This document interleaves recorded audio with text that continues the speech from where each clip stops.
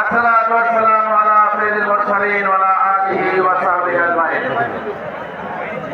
11 দলীয় ঐক্যের ডাকে আজকে রংপুর জেলা স্কুল মাঠে আয়োজিত এই বিভাগীয় সমাবেশে সম্মানিত সভাপতি জাতীয় সংসদের বিরোধী দলীয় চিফ হুইপ জনাব নাহিদ ইসলাম নাহিদ। চল আমরা পালাই।